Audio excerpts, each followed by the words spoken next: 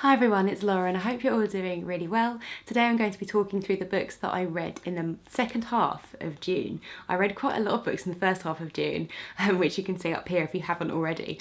And I did kind of run out of steam a little bit and focused on some longer books. So I've also included a couple of books that I started reading in the beginning of July. So I'm cheating a little bit with the month system here, but that's also because I've been trying to read 30 books in 30 days in July, which was a terrible idea. But it means I'm going to have more books to talk about at the end of this month. So I thought I'd squeeze a couple of them into this wrap up. Let's start with one of my favourite books I read this month, and actually probably one of my favourite books that I've read all year so far, and that's The Heart's Invisible Furies by John Boyne. I had heard, of course, many an amazing thing about this book before picking it up, and I'm so glad I gave it a shot because it's very long, and little old stupid me was very worried about reading like a 700-page book. I was like, can I be bothered? Honestly, but I'm so glad I did. It was so worth it, but it also reads very quickly as well. So if you are a troglodyte like myself and you like short books, do not be put off by something this long. This is one of those books where I could say so much about it, but then simultaneously I could say not very much about it at all, because it essentially is just the story of one person's life, and that person is Cyril, who is a gay man born in Ireland in 1945. Shortly after his birth he's adopted because his mother was a young unmarried teenager, which is not good in Ireland at that time. And we see his life unfolding. We see his relationships with his adoptive parents, which do verge on the ridiculous because they're very strange, eccentric, rich people. We see him struggling with his sexuality within a Catholic oppressive Ireland at school, and then later as a young adult, leaving Ireland and becoming free with his sexuality later on. And his whole life is told with this really interesting omniscience, and he tells the story of his mother as well, which also implies as you're reading it that he has found his mother at some point. The way it's written is like, oh, when I was older and I went back to my mother's hometown. So you know from the beginning that at some point they're going to have to meet for him to have heard that story.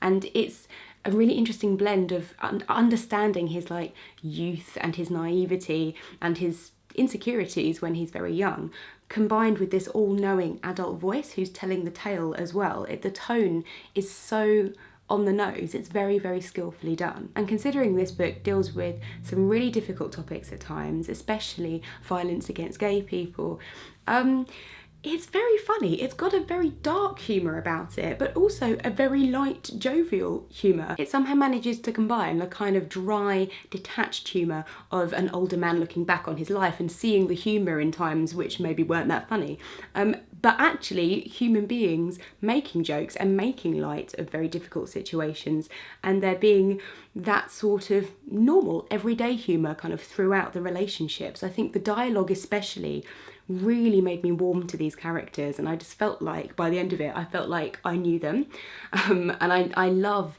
how flawed everyone is shown to be, especially Cyril, considering the whole book is from his point of view. You really see him as a full, whole human being, not like your protagonist that you're behind the whole time. I think the best way I can describe this book is that it's a mix of The Goldfinch by Donna Tartt, Angels in America, and Father Ted. Like, that's the kind of really disparate themes and ideas and tones that are somehow in this book. I think maybe the last chapter for me was slightly self-indulgent. Like, it was so like perfect and everything kind of got wrapped up, and it was like there was like a few bits right at the very end which stopped it from being like a 5-star book for me. But that being said, that is such a small issue, and by the time I'd got to that point I was so in love with all the characters anyway that I felt like I could allow it. I was like, gone slightly too far, but I'm okay with that almost. So yeah, the rumours are true. Read it, it's absolutely brilliant. Next we have a book of short stories, which was How to Breathe Underwater by Julie Orringer, which is a really interesting collection. All of the stories are very different, about very diverse topics, but they all seem to feature a pre-teenager, somebody on the verge of puberty, or children, and that kind of difference between being a child and understanding and finding some kind of knowing in the adult world. And all of them seem to either primarily or in the background somewhere feature death, either as a main feature or it being the aftermath of a death or grief somewhere within the characters, within the family or something like that, which I thought was a really interesting interesting. I want to call it a device, but I don't know whether it is a device or if it's just that these stories fit together around those kind of subjects. Because as I read it, I really got the sense of there being this background fear, like some kind of underlying anxiety or unknowable thing, which I think really works for children or early teenagers trying to work out about their lives and understanding the grey areas of life. And it just felt like danger was just like, it was so close. We were so on the verge between life and death. And it felt like ever present in a way. So that I felt was a really interesting, I guess, theme that I got from reading the stories. The stories themselves are very well written as well. They're very narrative based. And character driven, and it's like each story builds an entire world of these characters, like very succinctly, but they do all hinge around specific events in time for these characters. So for example, there's one girl who has a fear of drowning after she almost drowned in a car accident, and so her parents have decided to get her to learn scuba diving to kind of confront that fear. There's someone who takes her young niece out for the day and is ill-equipped to really handle a child, and she goes missing. So it's all that kind of everyday fears that people have to deal with. So yeah, I would highly recommend this. Next we have a play, which is Rosencrantz and Guildenstern Are Dead by Tom Stoppard, which obviously I read because I was trying to read 30 books in 30 days, and plays are very short and quick to read. I also have seen this play a couple of times, so I knew it quite well, although I've never actually sat down and read it. Rosencrantz and Guildenstern are very two minor characters in the Shakespeare play Hamlet, and this is the entire play from their perspective, but it includes time when they're off stage as well. It's incredibly meta, and they are almost working out that they are characters in a play as it's continuing. There's a lot of talk about fate and what they know, and they only know what they're being presented with within the play. It's so hard to explain, but it's very funny in places, especially when you see it performed, and especially if you know Hamlet, which you don't have to read this play. To be fair, I say you don't have to. You probably have to be aware of what Hamlet is, but a synopsis would be fine. You don't have to like know it inside out to really appreciate it. But I do like the idea of what happens when players are off stage, and I also really like the idea of who are these tiny people, like what are their lives, considering they're not part of the main action. They're still involved, and they still die at the end. So like, Rosencrantz and Guildenstern Are Dead is a line from Hamlet, and that's something that's really interesting, like the way this is explored in this play.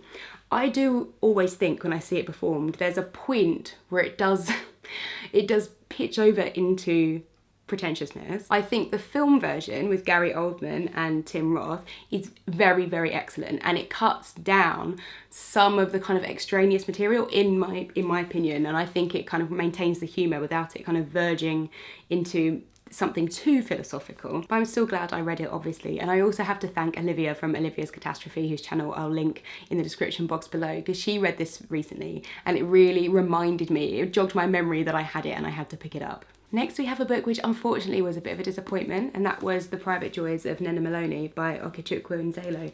And I'm not sure what I thought this book was going to be, but I feel like it's wrongly marketed.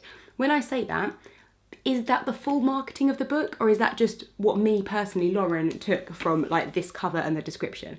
I don't know, but I really thought this was going to be middle grade, or early YA book. I thought this was going to be more like Judy Blume or something, and we do focus on Nena, like finding her place at school, and especially as a mixed race child with a white parent. She doesn't know her father, who went back to Nigeria. But really, she isn't our main focus. Like our main focus is on her mum, Joni Maloney, and just about her dealing with Nena growing up and dealing with the circumstances of her birth. We kind of jump between the present day and the 90s when Joan is at university and like, meeting Nena's father, and also Joan's friend from university, who is a gay black man who she met like through the Christian society at university, is really struggling with sexuality and not feeling welcome as part of his church, and she meets him again as adults. Like, it's really not, for so much of it I was like, I just don't understand. This doesn't seem to be about Nena. That's not what I thought this book was going to be.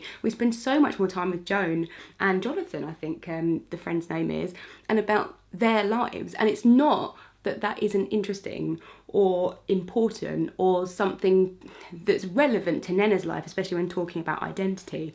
It's just not what I thought I was going to get. And they did reach a point towards the end where the plot seemed to kind of unravel, and some of Nnenna's school friends, we got some random backstories and passages about them, but it was too late by then. I was already under the impression this was a 3-character story, and bringing in other characters, backgrounds and private voices just felt really random. Like they were trying to create more rounded characters, but like for what? So yeah, I'm also, even after finishing this book, not sure who it was for. Like if it actually is an adult book, because I feel like it focuses on adult problems a lot more than Nnenna's, to be honest. But lots of interesting themes and points brought up in this book, and you know, it was fun. It was a fun, easy read, but I think it didn't quite get there for me. But we are ending on a very, very high note, and a book that I was so excited to read, and I'm so happy that I did, and that's The Bass Rock by Evie Wyld. So this was the pick for my Patreon book club, which runs from June and July. So I will be doing a fuller video, like really talking about this, getting into the plot and spoilers and everything at the end of next month for my book club. So if you would like to join that, I'll leave a link in the description box below.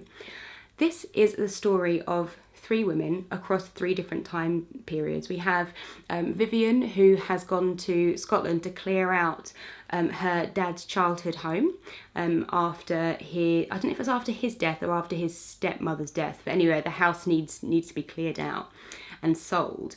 And then we have the period of Ruth, who is her dad's stepmother, and the story of her moving to Scotland with her husband and his 2 sons, and how she fits in with the community there. And then we have a period much further back in time, in like the Middle Ages, where a young woman is being, I would say, tried for witchcraft, but she's not. She's really under threat of death by people in the community trying to kill her because they're accusing her of being a witch. And at first I did feel like I wasn't sure how that story really linked in with Ruth and Vivian, but as it goes on you kind of see that the themes really seeping out of this book is violence, and specifically male violence towards women, sexual violence, domestic violence, even down to like subtle forms of like gaslighting or power play, and it's everywhere. And now that I've finished it and I can step back and kind of see everything that she's put on the page, I really see how that witchcraft chapter fits in, because it's also about female power and female knowledge, and how there must be something wrong with that, and how that has to be quashed. Like it's very subtle how she links all of these things together, because for most of the book it reads just like standard commercial / historical fiction. To be honest, it doesn't seem like there's very much untoward going on in either Ruth's or Vivian's lives at first, and it's really interesting how that builds up, how you are seeing something happening in Ruth's timeline, and then you will hear how that event ended, or you have a foreshadowing of some event happening in Vivian's timeline where her uncle is telling her a story of what happened in his childhood. So you're getting lots of different bits of information from different points in time, and then you see it all kind of converge. It's just beautifully written. It's also, again, this is another book that deals with very difficult subjects and also manages to be hilarious. Like the sections with Vivian, it just felt like she was giving you some kind of knowing smile the whole way through. The way she's talking about her life, her sister, her mum, or whatever else is going on, it has such like the driest, blackest humour, and you can almost feel her being like to you as you read it, like as if she's saying this with the most completely straight face. It's very, very funny. And yeah, as we got to the end of the book, I almost felt like it was a thriller. Like that's how much this violence and this threat like comes from nowhere. And to call it that isn't to say that there's not like some big event that happens at the end, and there's not like a lot of real in-your-face violence as part of the plot. It's more like the threat of it. You know, this doesn't have some kind of action movie ending, but it was just how much she'd built up my own emotions as I'd read the book. By the end of it, I was like, it was just so intense for me. I hope that makes sense without me explaining what happens. It's a very vague review, but in summary, I bloody loved it. So that was me for June. I would love to know if you've read any of these books and what else you've been reading in June. I'll be back with another video soon. Hopefully this weekend I'm going to be filming my best books of 2020 so far, which is always one of my favourite videos to film. So hopefully I'll get back onto the filming horse. I've had a bit of a break because work has been extremely busy, but it's relaxed now, so I should have some time. Yeah, so that will be coming up soon. So I will see you then. Bye.